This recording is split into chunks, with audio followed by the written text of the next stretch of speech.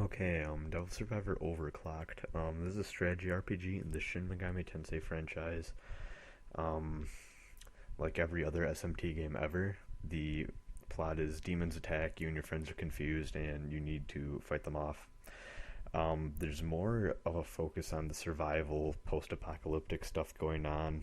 This game heavily deals with humans being put in bad situations, how they react to society falling, and all that good stuff.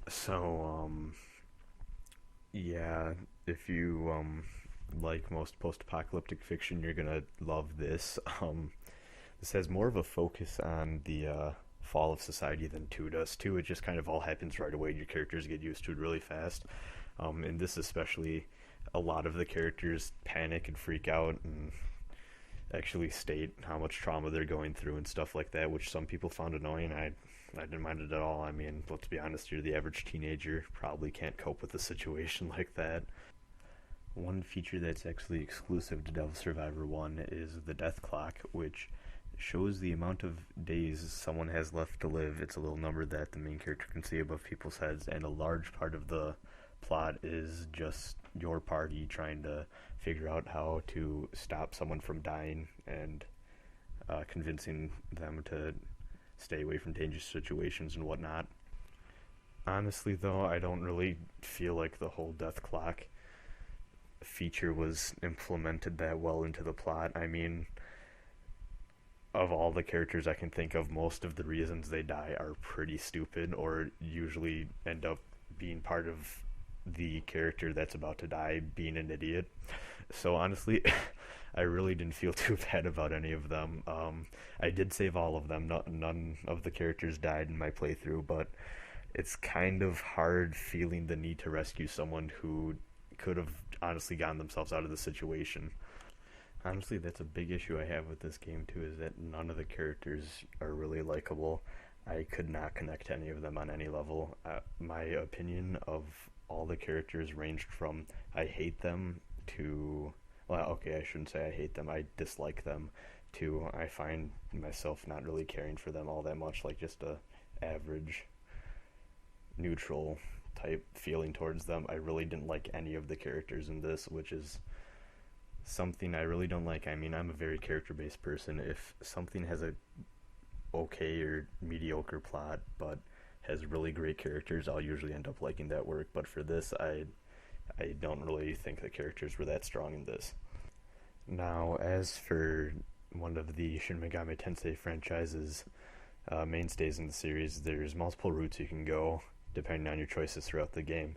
And something I actually like about this is probably the only Shin Megami Tensei where law and chaos are seen as maybe not exactly the right answer, but they're shown in a more positive light. Usually in other Shin Megami Tensei games, they're seen as crazy or just insane evil people that you honestly have to be a dick to join. In this, both of the sides actually seem pretty redeemable. I mean, the added eighth days, which I'll get into later, really sheds some light on the motives behind them and makes them pretty forgivable for the bad stuff they do, and actually seem to shine a positive light on them, which I thought was pretty impressive. Oh, and also, this is the only Shin Megami Tensei game we'll probably ever get where God isn't a huge asshole, so that's nice too. Okay, now on to the gameplay. Well, this is a strategy RPG. When you attack an enemy, it goes into a more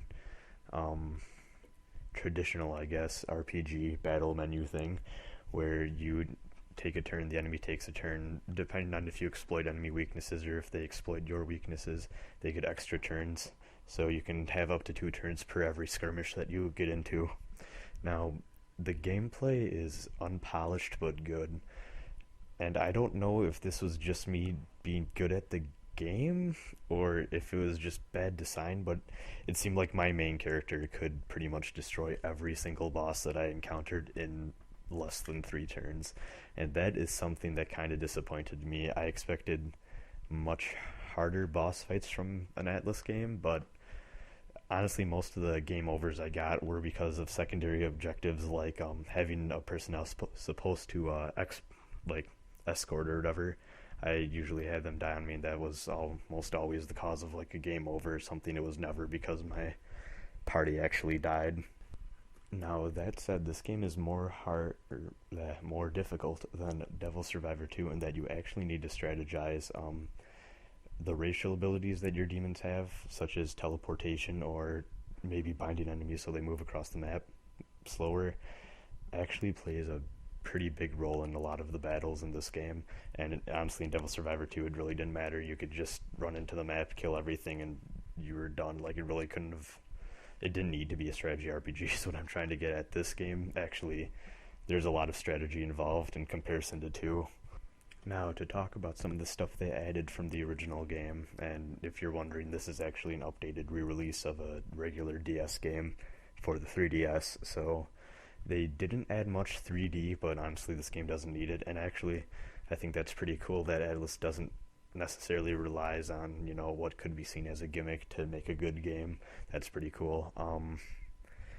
But they added voice acting, and they added an 8th day epilogue for 3 of the 6 endings. The 8th days are pretty good. I mean, they add in a lot of story that wasn't in the original and expands on a few of the characters. Now, the voice acting, kinda hit or miss. Like, there are 2 characters who I could not, every single time that their character portrait appeared, I kind of wanted to mute my 3DS. But I mean, like, it seems like there are no, like, middle ground voice actors. Like, everyone is either really, really good or really, really bad. I mean, we have Spike Spencer's Atsuro, who played Shinji from Evangelion, and he's amazing. But then we have Yuzu, who I have no idea who voices her, but Jesus Christ, she is so annoying. I think her voice actor seems to get more suited to the role as the game goes on. Like, I feel like she started getting better as, the game was in development, but that could just be me getting used to her voice. Now, for anyone wondering about length, the initial playthrough of this took me about 30 hours, which, from what I've gathered, is actually longer than most people. Not sure what happened there. I might have just spent some extra time grinding for more demons and whatnot, but 30 hours is a pretty good length for a handheld RPG, honestly, and there's the New Game Plus for all the different routes you can go down, and I'd say each of those probably takes about 15 hours. So you definitely do get some bang for your buck for this game. Now, whether or not you should actually buy this game, I'd say if you haven't played Devil Survivor 2, start with that. It's a lot more beginner friendly and introduces the systems a lot better.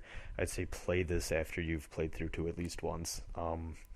It'll feel a little bit clunky because the gameplay elements were heavily improved in 2, in my opinion. This is something I'd play through maybe once or twice and then never look back on. It's a 7 out of 10. I do think you should play this, just 2 is a lot better of a game. I'm not sure if I would have liked this better if I played this first, but in my opinion, I have to recommend 2 over this. But do at least give this a shot if you can find it.